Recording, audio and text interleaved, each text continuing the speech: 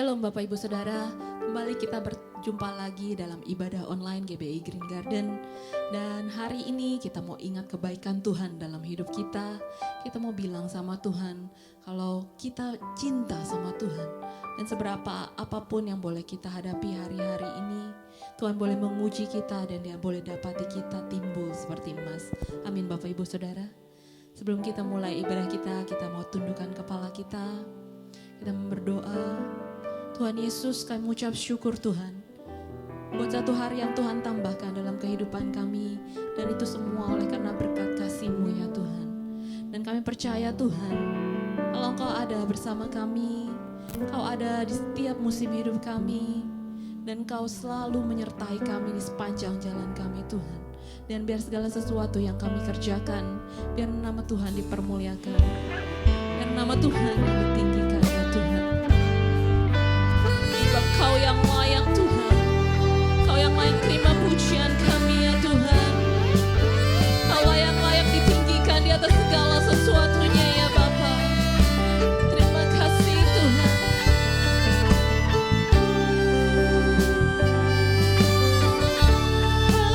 Haleluya. Aku Tuhan, cobalah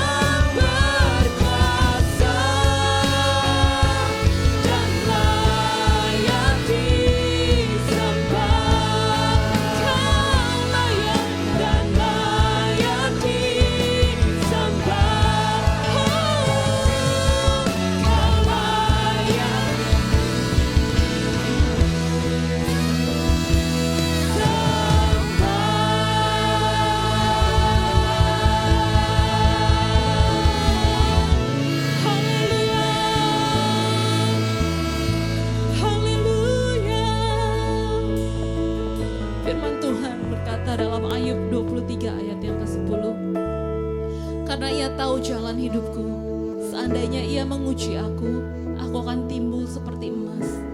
Dan hari-hari ini Tuhan, di masa-masa seperti ini Tuhan, kami percaya Tuhan, kalau ujian boleh datang, kalau pencobaan boleh datang, itu semua atas seizin Tuhan.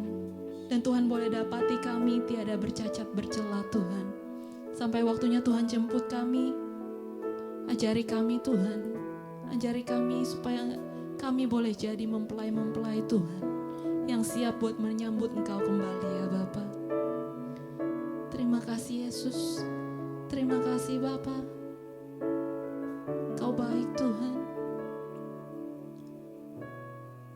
Sebelum kita memuji Tuhan, mari kita ambil waktu kita menyembah Tuhan.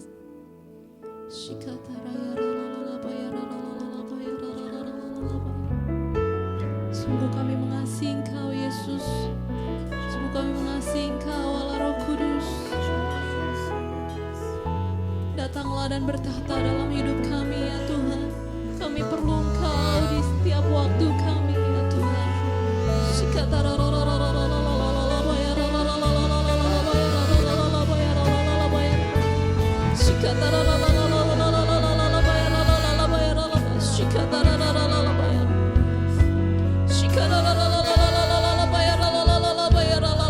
Jamah kami Tuhan, perbaharui hidup kami sehari demi sehari ya Tuhan, supaya kami makin serupa dengan gambaran-Mu ya Bapa.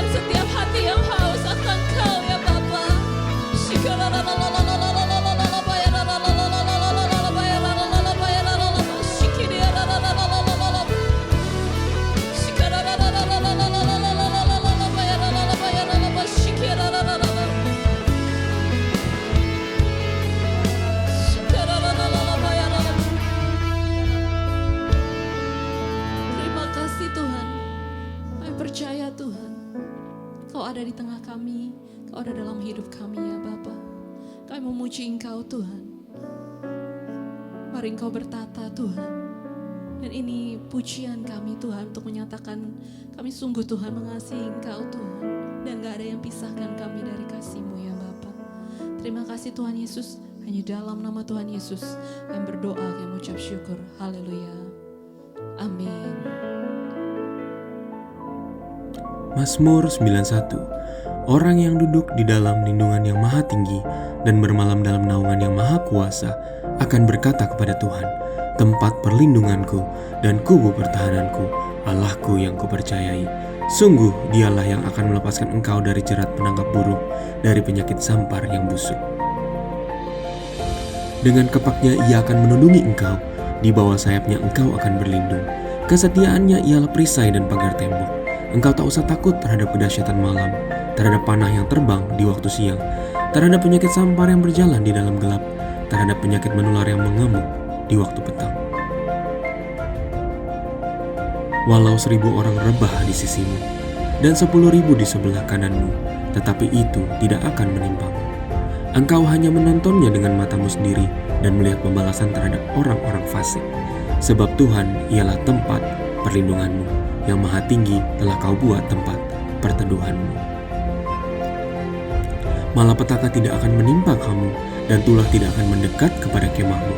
Sebab malaikat-malaikatnya akan diperintahkannya kepadamu untuk menjaga engkau di segala jalanmu. Mereka akan menatang engkau di atas tangannya, supaya kakimu jangan terantuk kepada batu. Singa dan ular tedung akan kau langkahi. Engkau akan menginjak anak singa dan ular naga. Sungguh hatinya melekat kepadaku, maka aku akan meluputkannya. Aku akan membentenginya sebab ia mengenal namaku.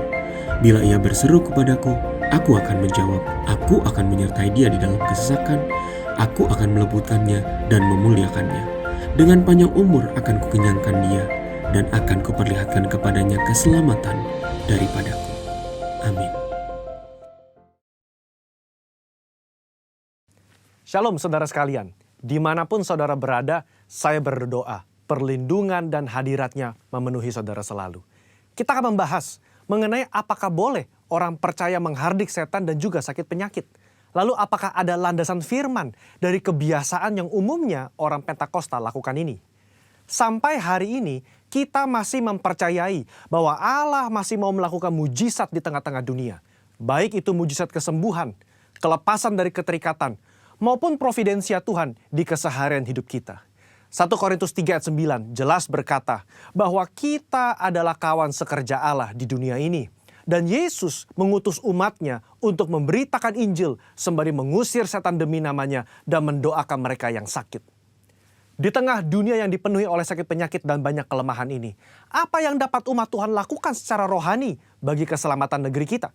Kita berdoa dan menghardik sakit penyakit ini agar Allah berpekara dan mengadakan mujizatnya. Khususnya bagi Indonesia yang sedang dilanda COVID-19. Hal ini dilandasi dan dipagari oleh 4 hal.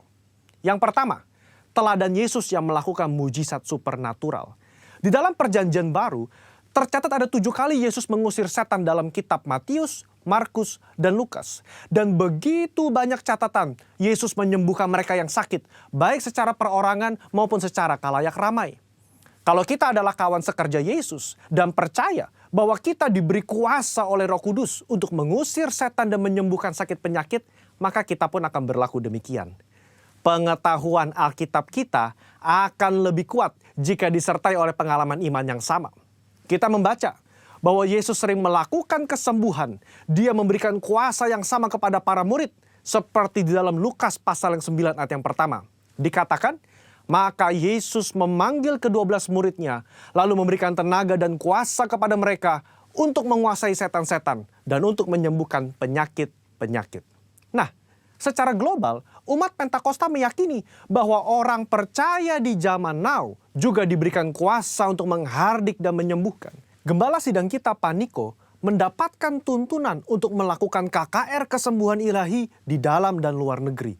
Tercatat, sudah ada 318 kali KKR yang dilakukan dari tahun 2006 sampai 2019. Dan juga lewat program TV yang disaksikan oleh jutaan orang yang mengalami hadirat Tuhan. Ribuan orang mengalami kesembuhan yang juga disaksikan oleh banyak orang. Itu adalah pengalaman rohani tak terbantahkan yang memperkuat pengetahuan umat tentang karakter Allah yang penuh kasih itu. Kalau kita membaca sejarah kegerakan Pentakosta secara global, maka saudara akan melihat begitu banyak mujizat supernatural yang Tuhan kerjakan lewat hamba-hambanya di berbagai belahan dunia. Itu semua semata-mata karena Allah mengasihi jiwa-jiwa dan Ia ingin semua orang diselamatkan. Yang kedua, otoritas firman Tuhan. Di dalam kehidupan orang percaya, firman Tuhan menjadi dasar dari apa yang kita lakukan sehari-hari. Kalau pertanyaannya adalah, apakah orang percaya boleh menghardik sakit penyakit dan setan? Tentu kita melihat dari teks Alkitab bagaimana Yesus dan para rasul melakukannya. Di dalam Lukas pasal yang keempat, ayat yang ke-39, mertua Petrus sakit demam keras. Petrus meminta Yesus untuk datang. Yesus menyembuhkan mertua Petrus dengan cara apa? Yesus menghardik demam itu dan penyakit itu pun meninggalkan dia. Ini yang menjadi dasar bagi orang percaya. Secara spiritual, kita berdoa dan menghardik sakit penyakit seperti yang Yesus lakukan. Di dalam Yohanes pasal ke-14 ayat yang ke-12 juga dikatakan bahwa orang percaya akan melakukan pekerjaan-pekerjaan yang Yesus lakukan. Bahkan pekerjaan yang lebih besar lagi. Pekerjaan ini mencakup mujizat-mujizat yang Yesus lakukan.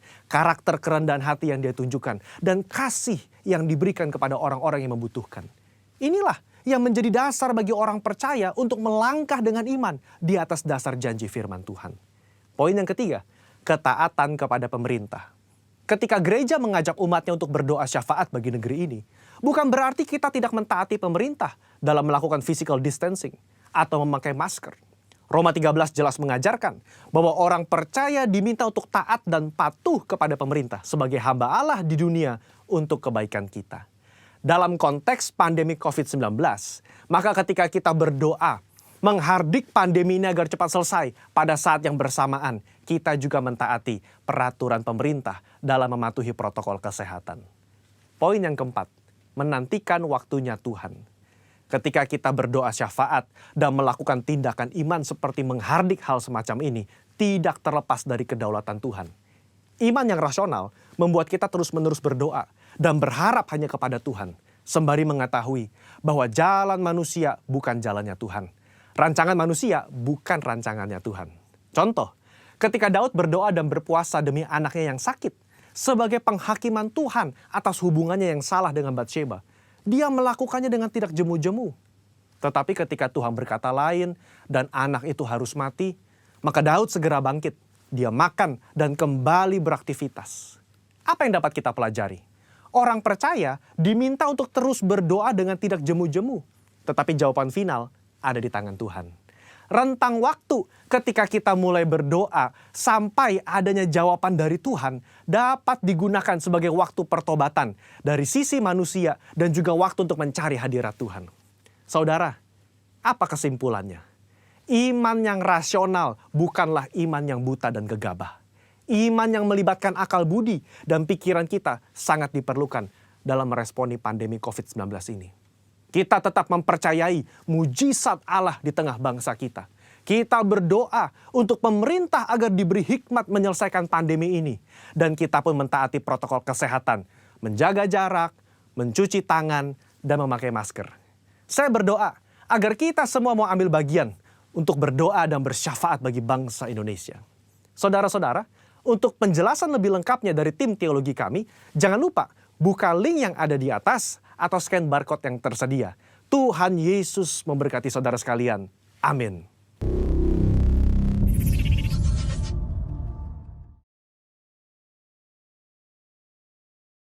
Sekarang waktunya kita memuji Tuhan. Seberapa kita yang dipenuhi dengan sukacita Tuhan hari ini, kita mau nyanyikan satu pujian. Lagu yang lama mungkin Bapak Ibu Saudara, tapi ini buat kita bergerak buat Tuhan. Amin. Boleh tepuk tangan Bapak Ibu Saudara. Walaupun di rumah, tapi jangan keenakan juga Bapak Ibu Saudara.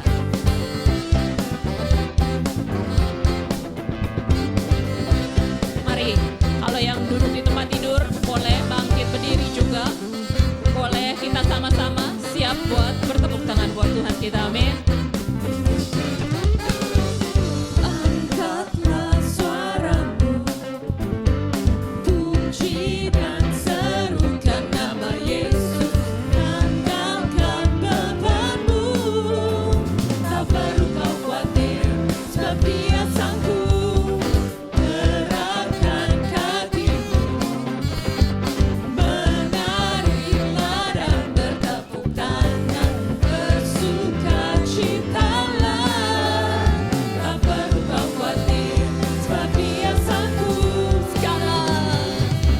Sekarang nyanyikan kebesarannya, Dia kuat dan penuh kuasa.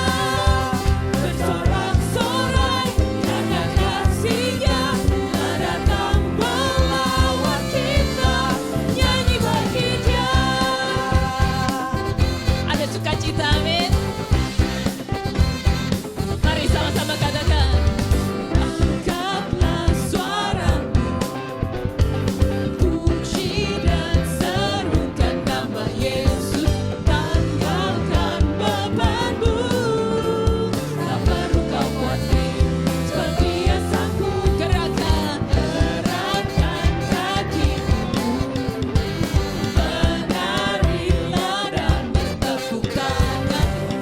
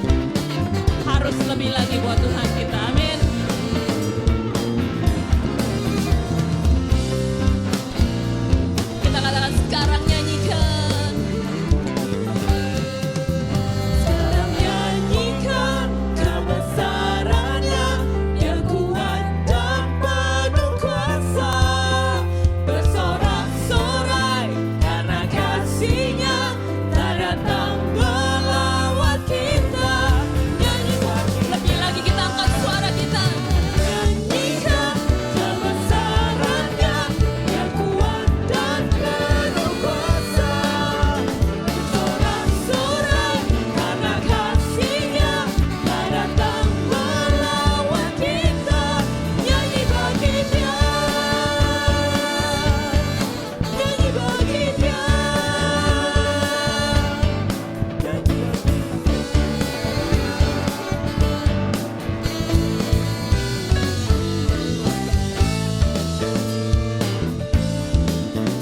Allah. Kita dahsyat, Kau luar biasa Tuhan. Haleluya. Woo.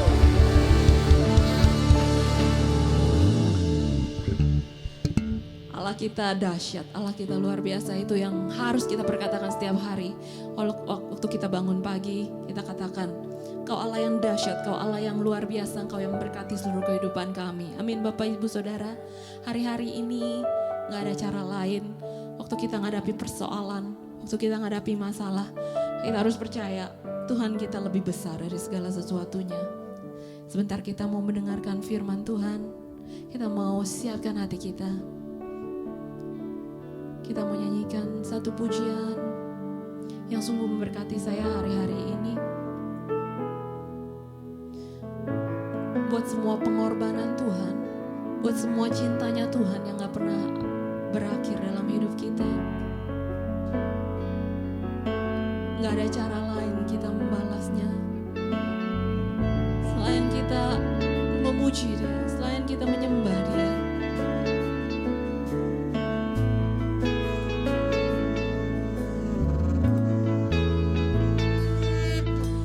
Kemanakah aku dapat pergi, menjauhi Roh-Mu yang suci, Kau sahabat,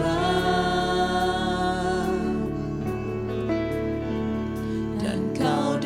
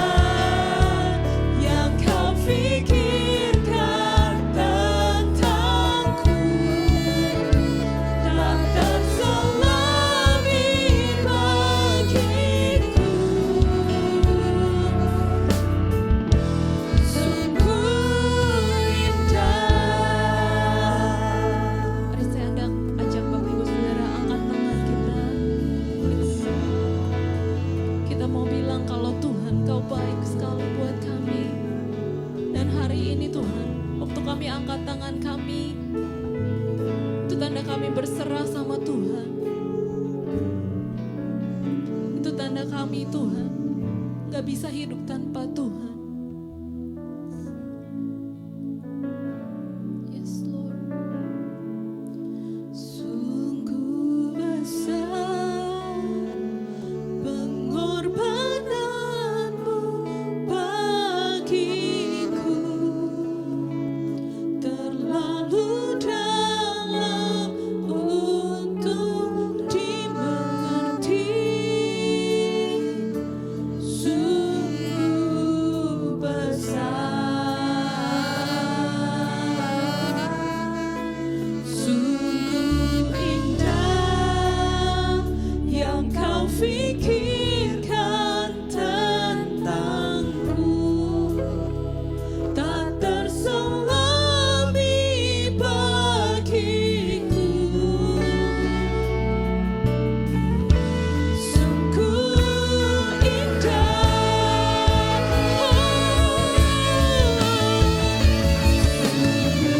besar pengorbananmu bagiku, terlalu dalam untuk dimengerti. Sungguh besar, sungguh indah yang kau pikirkan tentangku, tak terselami bagiku.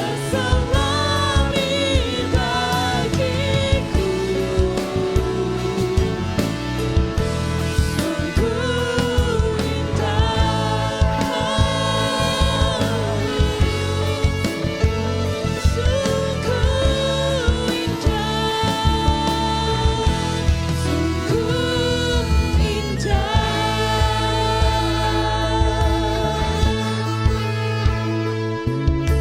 Terima kasih Tuhan, terima kasih Yesus buat pengorbananmu dalam hidup kami ya Tuhan. Terima kasih buat kesetiaanmu yang gak berakhir dalam hidup kami ya Tuhan. Dalam nama Yesus, haleluya.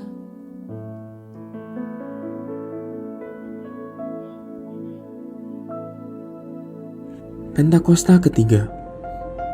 Pentakosta ketiga adalah pencurahan Roh Kudus yang dahsyat di zaman now, melebihi yang terjadi di Azusa Street, yang akan mengakibatkan penuaian jiwa yang terbesar dan terakhir sebelum Tuhan Yesus datang kembali, yang akan membangkitkan generasi Yeremia, yakni anak-anak muda yang dipenuhi Roh Kudus, cinta mati-matian kepada Tuhan Yesus, tidak kompromi terhadap dosa, dan akan bergerak untuk memenangkan jiwa. Pentakosta ketiga akan lahir di Indonesia yang bergerak ke bangsa-bangsa. Gerakan ini dari timur ke barat dan kembali ke Yerusalem. Pentakosta ketiga akan memberikan kuasa untuk menyelesaikan amanat agung, dan setelah itu Tuhan Yesus datang kembali. Bapak, kami bersyukur pada pagi hari ini kami bisa berkumpul untuk beribadah Tuhan. Biar Tuhan Kau hadir tengah-tengah kami, walaupun kami saat ini sedang masih di rumah, biar hadirat-Mu selalu menyertai kami. Berikan kami roh hikmat, pengertian, pengenalan akan firman-Mu. Di dalam nama Tuhan Yesus, amin. Shalom saudara-saudara terkasih dalam Kristus. Tetap kita ada di dalam stay at home. Saya percaya kita tetap harus antusias kepada Tuhan Yesus. Amin saudara. Nah saudara terkasih dalam Kristus, hari ini saya ingin sharingkan, saya kasih tema khotbah yaitu masa proses kepompong. Ya. Saya pakai analogi di mana yang ayat 2 Korintus 5 ayat 17, ya biasa yang dipakai analogi saudara pasti tahu, ya. Ayatnya berbunyi begini, jadi siapa yang ada di dalam Kristus, ia adalah ciptaan baru. Yang lama sudah berlalu, sesungguhnya yang baru sudah datang. Ya, saya percaya saudara pasti sudah paham, sudah sering dengar analogi ini bahwa manusia lama kita itu digambarkan seperti seekor ulat. Ya, seekor ulat itu menjijikan ya, kita banyak alergi kalau mendekati ulat itu ya, itu gambaran daripada manusia lama kita ya. Nah, tapi ulat itu untuk menjadi seekor kupu-kupu dia harus masuk yang namanya proses kepompong, sebuah purpa seperti itu kata lainnya ya. Jadi masuk proses kepompong, baru tiba waktunya nanti jadi kupu-kupu. Nah, saudara, ulat ini berjalan dengan merayap ya, tapi dia di setiap daun dilewati itu selalu dimakan dan akhirnya rusak ya. Jadi pada waktu ulat itu masih suka merusak, gambaran daripada manusia lama kita, saudara ya.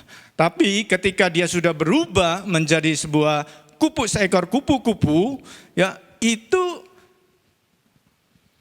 dia makanannya adalah dari sari bunga atau nektar seperti itu, dan tidak lagi merusak tapi jadi berkat bagi tanaman ya.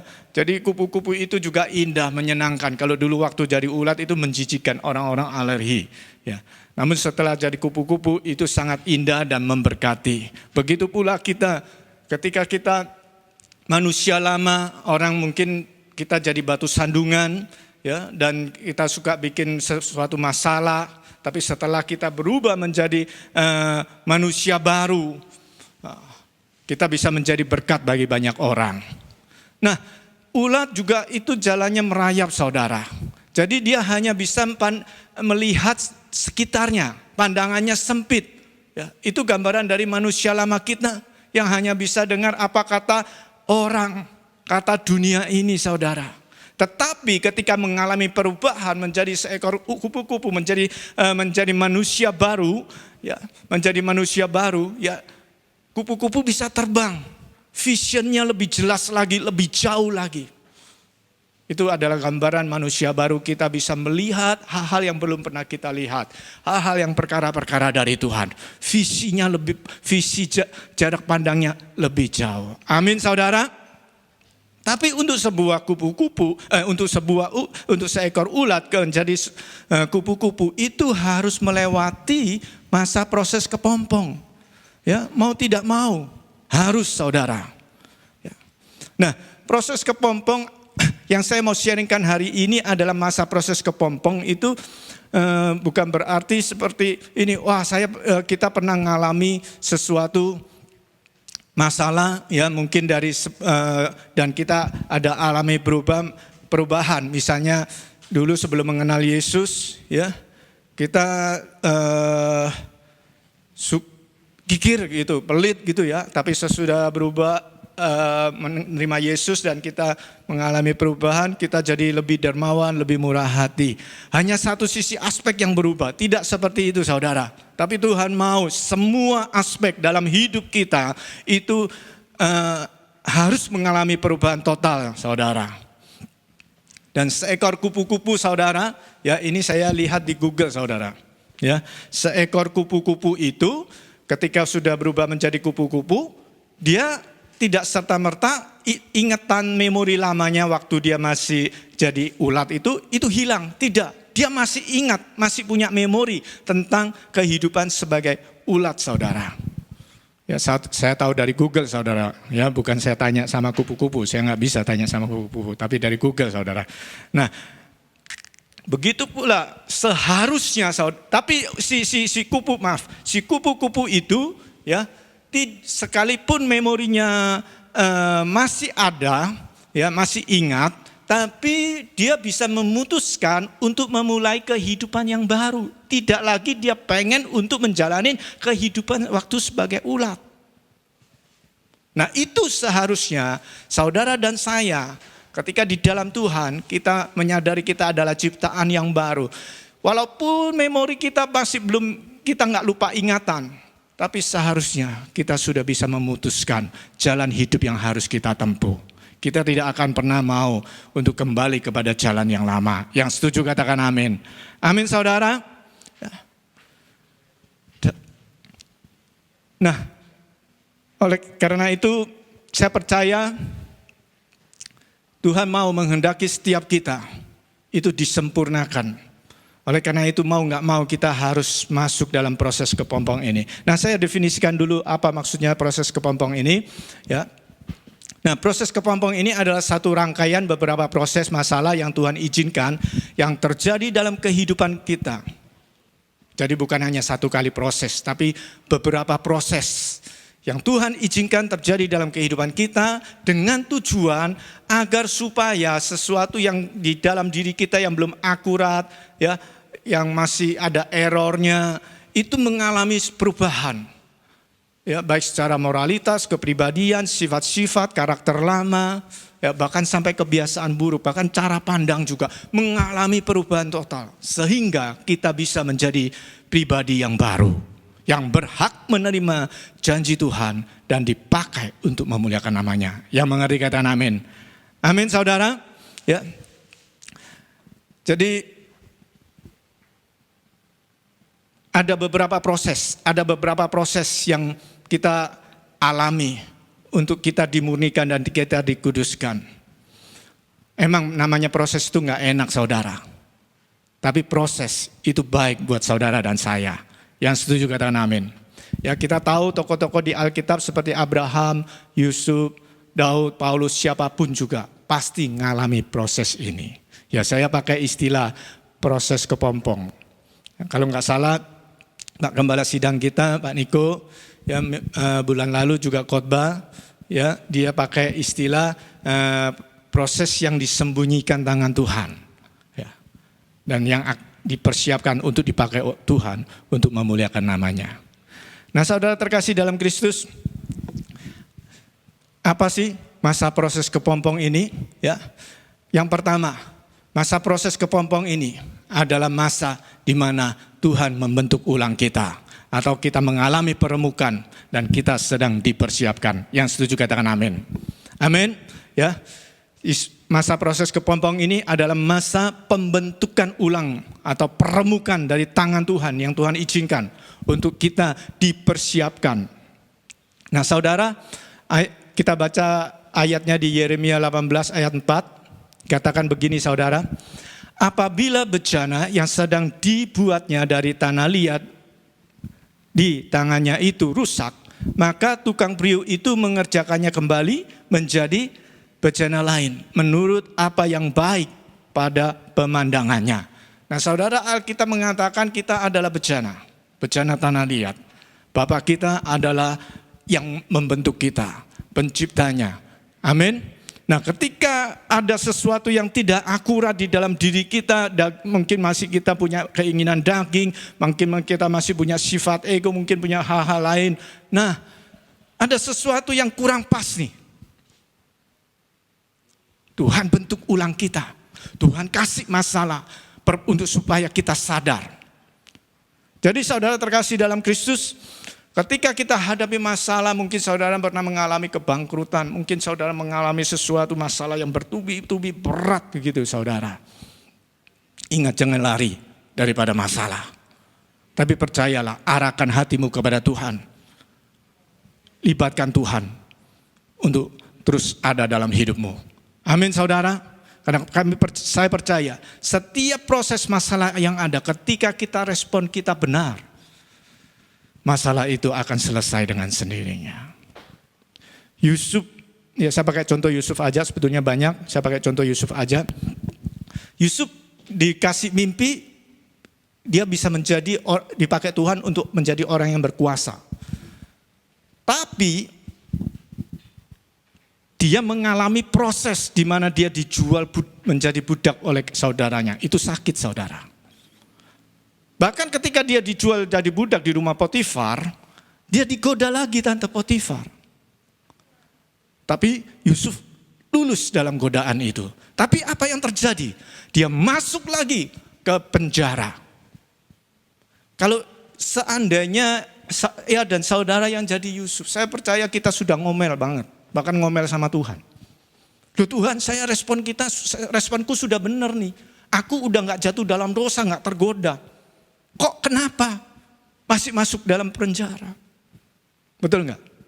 Tapi Yusuf tidak ada satupun omelan, tidak ada satu yang bersungut-sungut itu keluar dari mulut Yusuf. Bahkan ketika di penjara, dia mengartikan mimpi dari dua juru minuman dan juru roti, dan apa yang diartikan itu terjadi pada waktu juru minuman itu bebas. Dia titip, nanti ingetin saya yang ada di penjara ini kepada raja ya. Juru minuman bisa lupa. Lupanya nggak tanggung-tanggung. Sampai 2 tahun.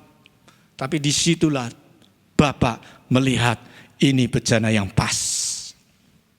Dan dia pakai cara, raja kasih mimpi. Dan akhirnya baru juru minuman itu ingat, oh di penjara ada yang bisa ngartikan mimpi. Dipanggillah, dalam semalaman Yusuf bebas. Dalam semalaman Yusuf diangkat menjadi orang yang berkuasa nomor 2 di bawah raja. Amin. Tapi tujuannya untuk apa itu? Untuk memelihara umat Israel. Tapi Tuhan mau pastikan dalam diri Yusuf tidak ada yang namanya kepahitan, tidak ada yang namanya kekecewaan, tidak ada namanya yang dendam. Semuanya indah menurut pemandangannya.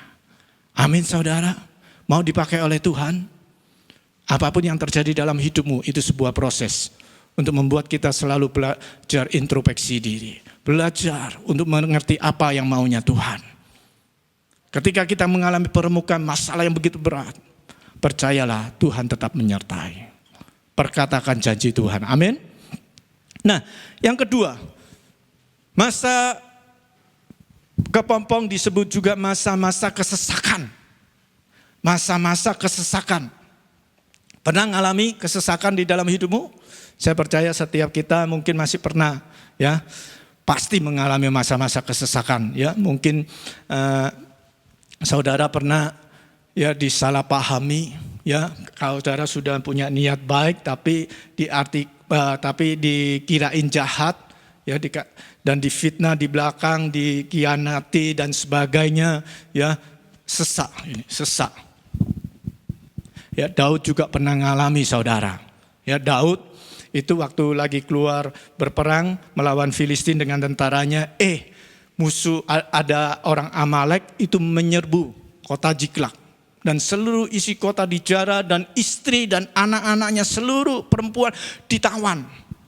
Berikut anak-anaknya. Ketika Daud pulang, kaget lihat kota kacau. Dan waktu itu rakyat ingin melempari Daud dengan batu.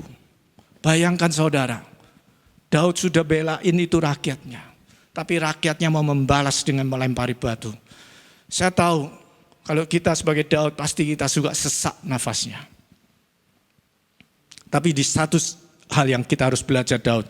Ya, di 1 Samuel 30 ayat 6 dikatakan, Daud di dalam keadaan terjepit, dia menguatkan hatinya kepada Allah Bapa. Menguatkan hatinya itu punya arti mengarahkan hatinya tertuju hanya kepada Tuhan. Bukan kepada kondisi, bukan kepada yang lain. Yang setuju katakan amin. Amin. Dan apa yang terjadi?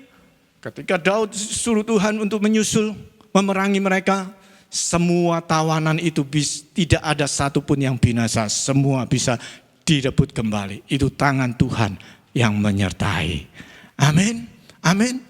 Saya juga pernah mengalami saudara, pada waktu awal-awal saya diangkat jadi gembala, saya pernah saksikan, tapi ini secara singkat aja.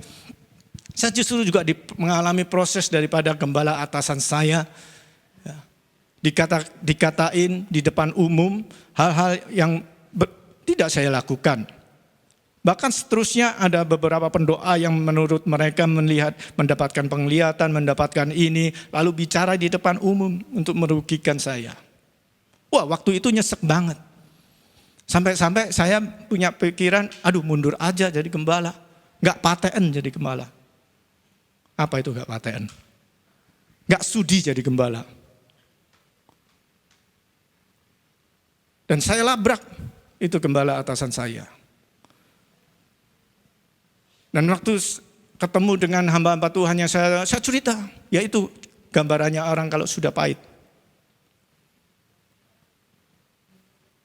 Tapi setiap ibadah, setiap saya mendengarkan firman, selalu bicara tentang pengampunan. Dan akhirnya saya datang kepada gembala atasan saya bilang, sorry. Walaupun diri saya merasa saya benar, saya dipojokkan. Saya minta maaf kepada dia. Tapi kalau saya flashback daripada kejadian ini, dari sekarang saya flashback lihat ke belakang. Saya lihat itu proses adalah Tuhan izinkan untuk saya bisa melewati dan saya bisa punya satu mentalitas yang lebih kuat dari sebelumnya. Tidak dikit-dikit minta mundur.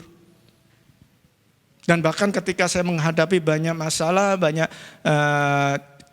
jemaat yang sifatnya banyak ragam dan pengerja yang banyak ragam, saya bisa belajar untuk menyadari perbedaan pandangan atau perbedaan apapun yang mereka utarakan atau hal-hal yang sifat-sifatnya rada-rada unik. Saya bisa belajar menghadapi. Dan saya memahami itu karena Tuhan pernah bentuk hidup saya.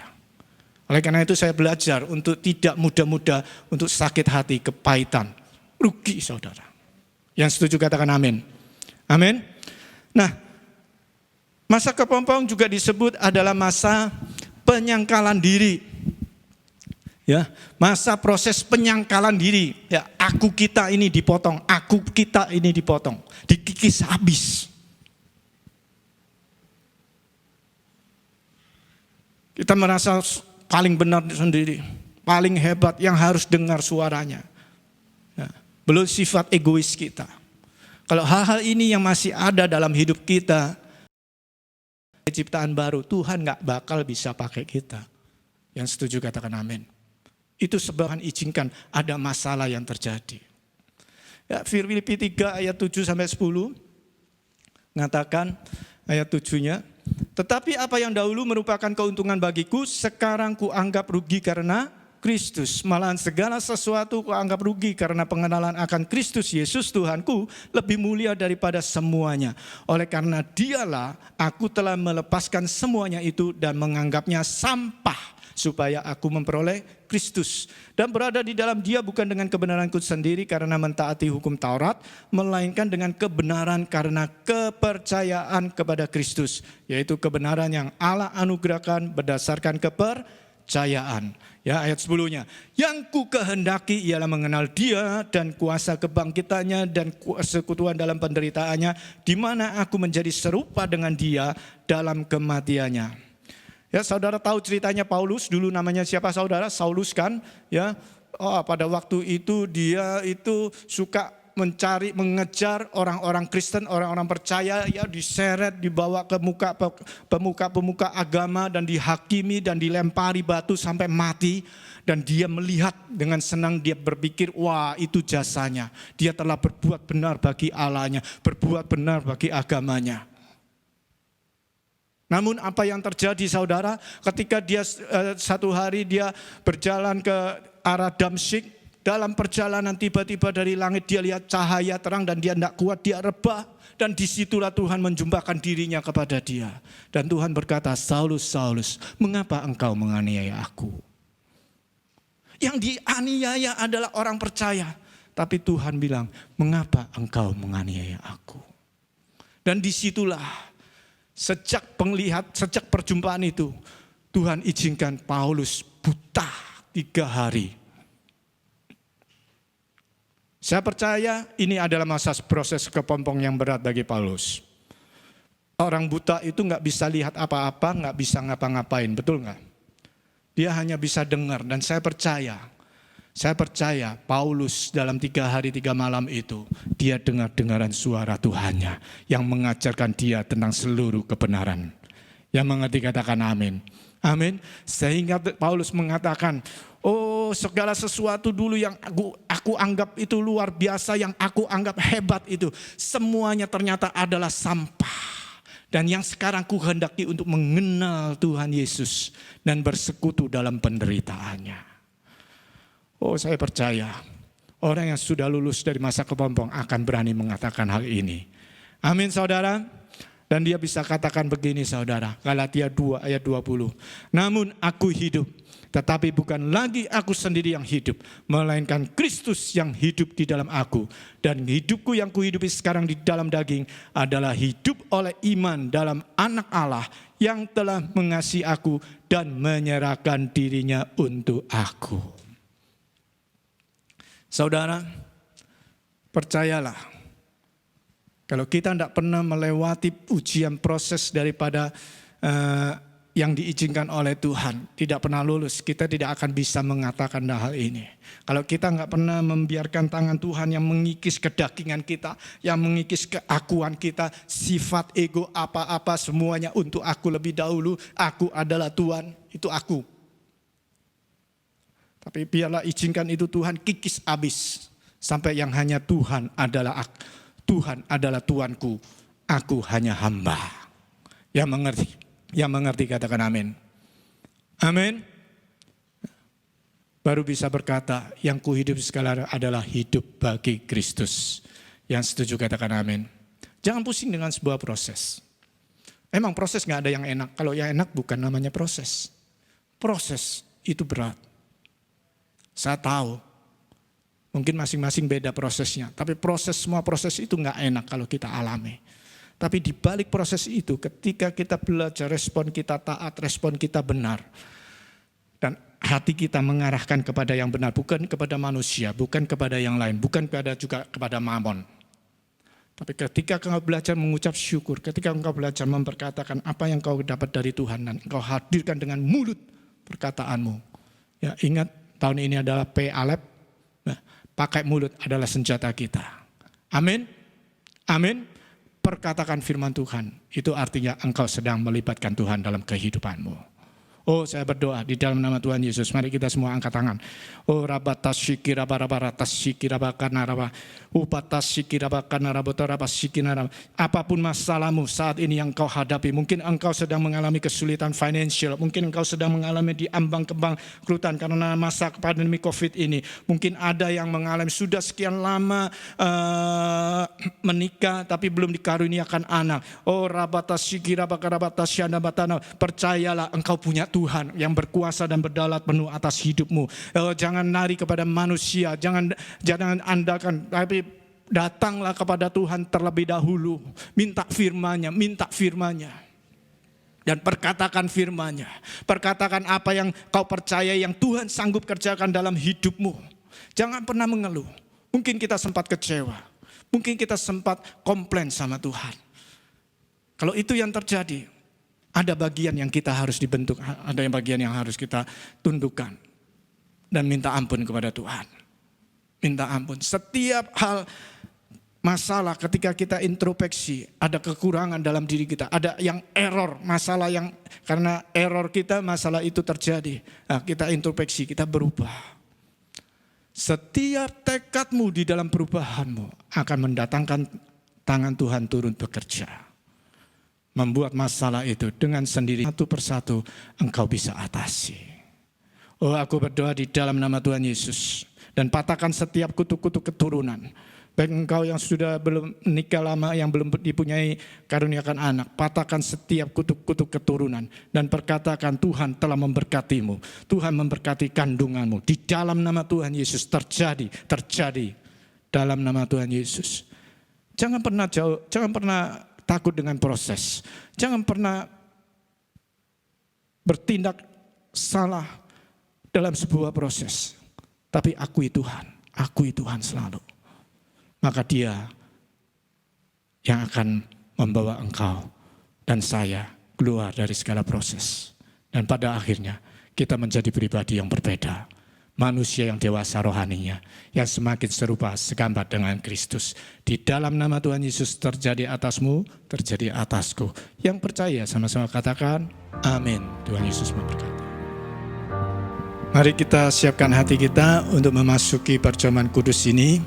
Ya, mungkin saudara bisa siapkan air, kalau nggak ada arak ya air, nggak ada anggur ya air, ya nggak ada roti ya biskuit boleh. Ya, kita berdoa terlebih dahulu. Bapa, kiranya hadirat-Mu terus menyertai kami dan setiap roti dan anggur atau biskuit dan air yang kami sediakan, aku materaikan di dalam nama Tuhan Yesus, sehingga Tuhan menjadi alat untuk kami masuk dalam perjamuan kudus ini.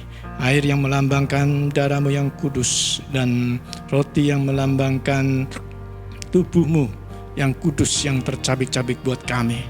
Tuhan, terima kasih. Terima kasih. Biar setiap kali kami masuk perjamuan ini, kami melihat kasih-Mu yang begitu luar biasa, yang memulihkan kami, yang menerima kami apa adanya, bahkan memulihkan, mengampuni seluruh dosa-dosa kami.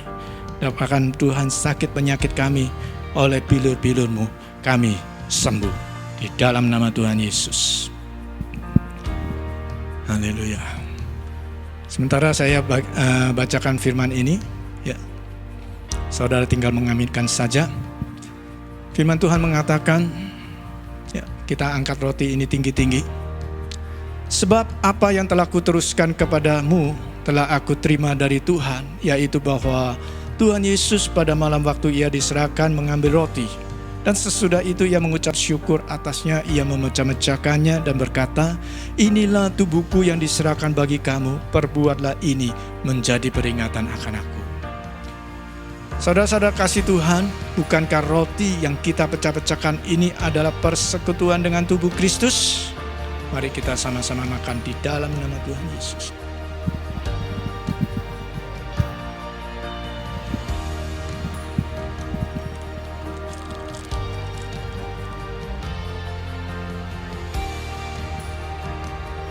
Angkat ini cawan tinggi-tinggi. Demikian juga ia mengambil cawan sesudah makan lalu berkata, cawan ini adalah perjanjian baru yang dimateraikan oleh darahku. Perbuatlah ini setiap kali kamu meminumnya, menjadi peringatan akan aku. Saudara-saudara yang kasih Tuhan, bukankah cawan yang atasnya kita mengucap syukur adalah persekutuan dengan darah Kristus? Mari kita sama-sama minum dalam nama Tuhan Yesus. Haleluya. Ucapkan syukurmu kepada Tuhan. Dia baik. Dia baik. Terima kasih Tuhan. Terima kasih. Terima kasih. Biar mulai saat ini, saudara dan saya, apapun yang kita alami, kita tidak lagi alami dengan hati yang bersungut-sungut, hati yang berkeluh kesah, bahkan kecewa, bahkan pahit. Tapi biarlah Tuhan mendapati hati kita tetap semakin teguh, bahkan semakin yakin akan kuasanya. Dan mulai kita pakai mulut kita untuk memperkatakan, di dalam nama Tuhan Yesus, kehidupanmu akan mengalami perubahan, kehidupan saya juga akan mengalami perubahan secara total dan permanen. Dalam nama Tuhan Yesus, amin.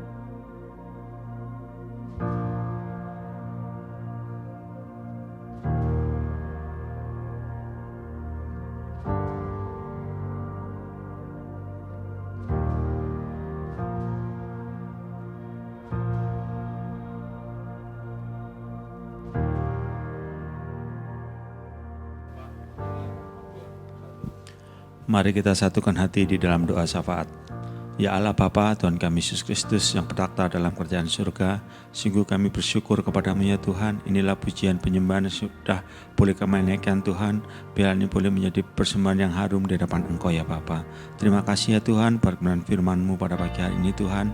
Biarlah firman itu tertanam dalam roh hati kami ya Tuhan, untuk semakin kuat dan kuat. Aku percaya Tuhan, setiap pergumulan yang terjadi dalam setiap kehidupan kami Tuhan, itu pasti berbeda-beda. Tapi satu hal yang aku percaya Tuhan, tangan kuasa-Mu tidak pernah terbatas ya Bapa. Terima kasih ya Bapa buat seluruh jemaat yang boleh menikmati mengikuti ibadah secara online ini Tuhan. Aku percaya Tuhan, tangan kuasa-Mu juga gak pernah terlambat ya Bapa. Terima kasih Tuhan untuk firman itu boleh menjadi setiap kekuatan dalam setiap kehidupan kami ya Bapa. Kau berkati hamba-Mu yang sudah menyampaikan firman ini Tuhan, semakin hari semakin berkenan di hadapan Engkau. Kau singkapkan, Kau nyatakan Tuhan dalam roh hati buat hamba-Mu ini ya Bapa. Kami juga berdoa buat bangsa dan negara kami Indonesia ya Tuhan. Engkau juga terus campur tangan Tuhan untuk menetapkan pemimpin-pemimpin bangsa kami, baik presiden, wakil presiden, bahkan sampai tingkat yang tertinggi, sampai tingkat negara di lingkungan kami ya Bapa. Terima kasih ya Bapa buat persembahan sudah boleh kami berikan Tuhan. Biarlah persembahan itu untuk kemuliaan nama-Mu ya Bapa. Terima kasih Tuhan buat jemaat kami ya Tuhan, sudah menyaksikan ini Tuhan. Mereka yang putus pengharapan, kami berikan pengharapan yang baru di dalam Engkau Tuhan.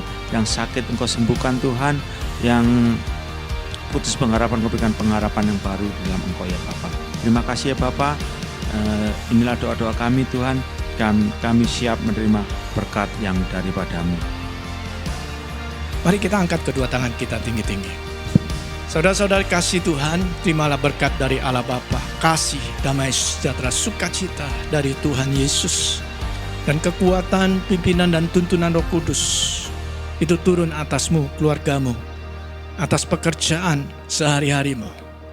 Di dalam nama Tuhan Yesus, biar ada selalu hadirat dan penyertaan Roh Kudus yang selalu menuntun kita mulai hari ini sampai selama-lamanya. Yang percaya dan diberkati sama-sama katakan amin. Tuhan Yesus berkati.